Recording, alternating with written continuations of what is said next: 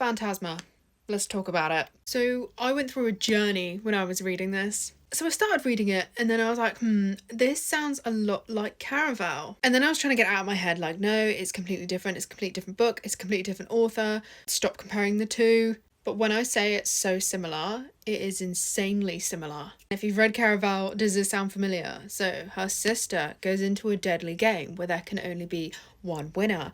And at the end of the game, you get granted a wish. The other sister then goes into the game to try and find said sister.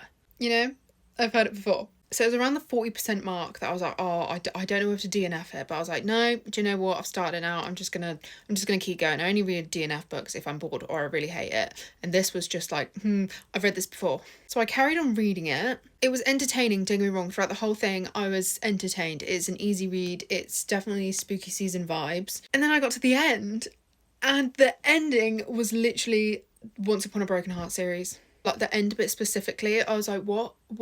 No, I've read this exact line before. Like, if I knew how similar it was going to be to Caraval and the Once Upon a Broken Heart series, I probably wouldn't have read it. So if you have read those two series, maybe, I mean, I don't know, you can definitely still read it. A lot of people say this, like the adult Caraval, just because you get to see more like gruesome stuff, and there's obviously smut in this. There's not in Caraval because it's YA. I love the whole deadly game thing. Like, that is, if that's in a book, I'm picking it up and reading it. So that's what caught my eye with this. Another thing I did love was Blackwell, and I think the spy scenes, I didn't find them cringy at all. I think they were done really well. So yes, it was entertaining. Yes, it's definitely a Halloween vibe type of book, and this was on my October TBR, so go me. And honestly, if I hadn't read those two series first, I think I would have enjoyed this a lot more, but the similarities were just insane to the point that I just couldn't enjoy this as much as I wanted to.